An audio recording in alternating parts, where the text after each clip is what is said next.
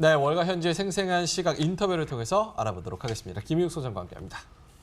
오늘만큼은 사실 조금 일부라도 타결된 소식을 전해드리고 싶었지만 주말 동안에 아무런 소식이 없네요.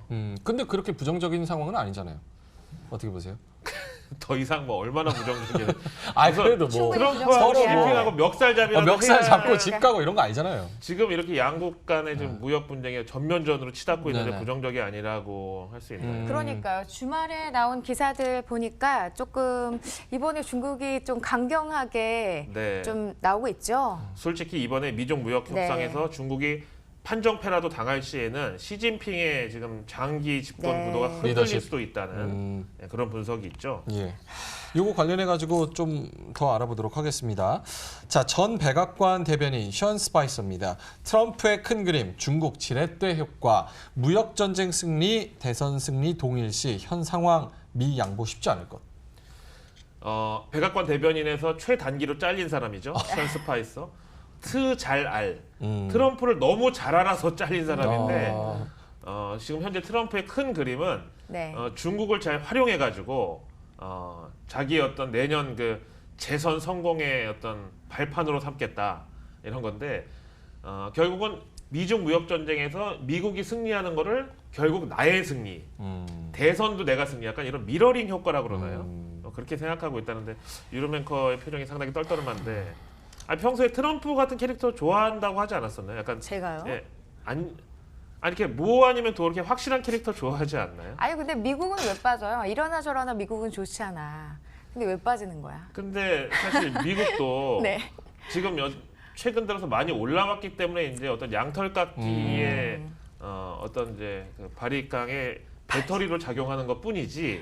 뭐 그쵸? 그렇다고 좀 상황이 나쁘다고 보는 건 아닌데, 근데 또 좀 전에 보셨지만 네. 트럼프의 어떤 오른팔로 알려져 있는 레리 커들로 백악관 네네. 경제자문위원장이 트럼프의 말에 정면으로 또 반박을 했잖아요. 그러니까 미국도 좀 굿캅 힘들다. 배드캅.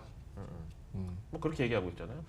어쨌든 그래서 미국 증시도 이제 최근 들어서 뭐 하락이나 차익 실현에 욕구를 느끼는 건 맞고, 그다음에 현재 상황에서 앞에 보신 대로 트럼프가 여기서 지면 내년 대선도 내가 질 수 있다는 공포감을 갖고 있어서 어떻게든지 내 대통령직을 걸고 하는 싸움이라 미국이 양보하기는 쉽지 않을 것이다. 그리고 또 유 앵커 얘기하신 대로 주말에 들려온 소식 보면 중국도 그렇죠. 네. 강경하게. 시진핑도 마찬가지예요 지금. 자신에 대한 어떤 이제 중간 평가라고 할까? 쉽지 않네요. 근데 여기에 대해서 어떻게 생각하세요? 트럼프 대통령이 자신의 세컨 텀, 그러니까 두 번째 재선에서 협상하는 것보다 지금 하는 게 중국한테 더 나을 것이다. 약간 이렇게 또 뭐랄까요? 당근 아닌 당근? 약간 멘트는 그렇게 했는데. 잘 아시는 대로 미중 무역 분쟁은 거의 남북 간의 어떤 갈등처럼 절대로 하루아침에 끝날 수가 없어요, 이거는. 그래서 지금 해도 또 트럼프 세컨 처럼에 또 해야 될 수도 있고, 네. 아니면 지금 하고 연말에 또 해야 될 수도 계속 가는 문제란 말이에요. 그러니까 트럼프는 일단 지금 어떤 이 전면전을 피하고 싶은 그런 상황이죠. 그래서 싸움이 있는 게 곧 나쁜 건 아니에요. 뭐 이렇게 갈등을 이제 서로 극복하면서 뭐 양국 관계가 좋아지기도 하고. 그래서 저는 우리의 소원은 통일, 그 노래를 굉장히 싫어합니다. 왜요? 내 소원은 통일이 아니거든요. 그럼요. 뭐야? 아직 장가도 못 갔는데 무슨 나라까지 내가 통일하는 걸 소원으로 내가. 그 남남북녀라 그러잖아요. 근데 원래 우리 한민족은 갈등이 많은 민족이에요. 지금도 명절 때만 되면 같은 집안에서 친척끼리 칼부림 났다는 기사가 막 올라오는데 생전 처음 본 북한 사람이랑 어떻게 통일을 하겠다는 거죠? 그 북한 여자들이 이쁘다고 하잖아요. 거기에 그거는- 희망을 걸어보세요. 아니, 자, 그러면은 미중 무역 전쟁이 시장에 어떤 영향을 끼칠지 인터뷰로 네, 알아보도록 하겠습니다. 투자은행의 이야기도 한번 들어보겠습니다. 네. 롬바르드 오디에르, 살만 아메드의 이야기 보죠. 무역 전쟁 리스크 확산 효과에 주의하자. 글로벌 증시 5에서 7% 조정 시 중국과 이머징 증시는 15% 안팎의 조정을 와. 대비해야 된다. 와. 중국 증시도 많이 올라와서 이미 지금 이 중에서 한 3분의 1 정도는 그렇죠. 시장에 5%. 반영이 됐죠. 네.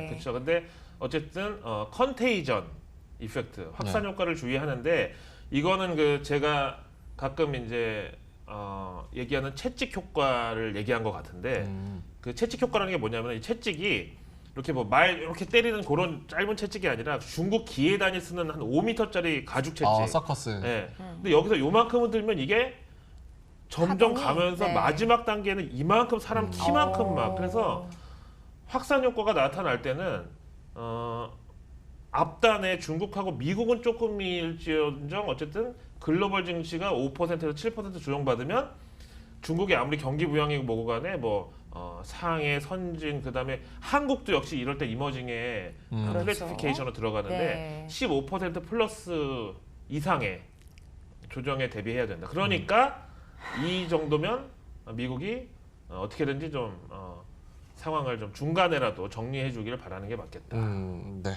알겠습니다. 다음 넘어가죠. 너무 무서운 얘기네요. 예.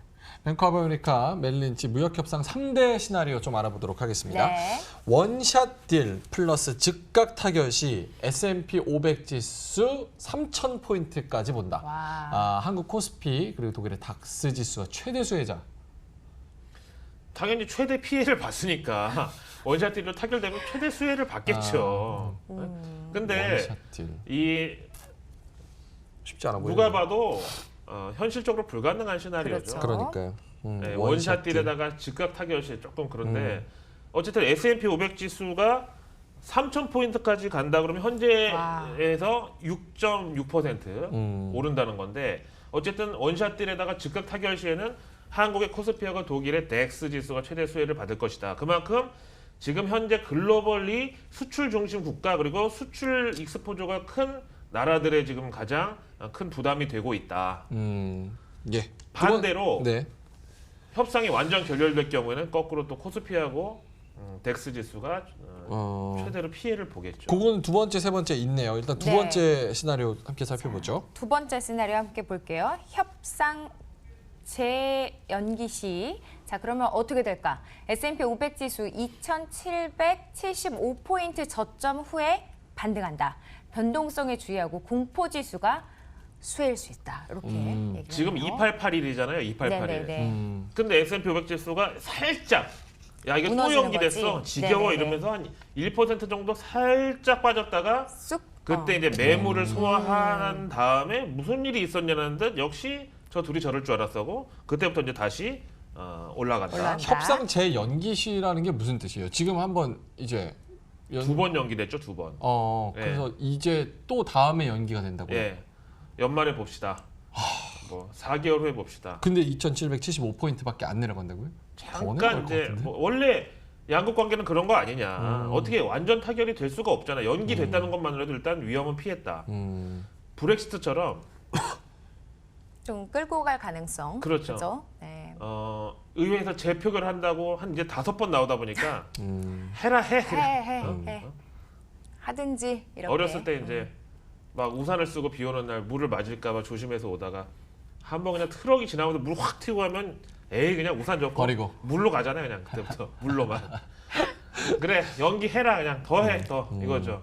그럴 때는 어쨌든 1% 정도 살짝 빠지면서 매물을 소화한 다음에 다시 이제 어떤 나이키 커브로 이제 반등을 하는데 그럴 때 약간 변동성을 주의하자. 그러면 이렇게 변동성이 창궐 할 때 투자자들은 네. 약간 빅스 지수 이거는 한국에도 있잖아요. K 빅스 네네. 네. 여기에 파킹하는 게 좋을 것이다. 자, 그러면 노딜일 때는 어떨까요? 케이스 한번 볼까요?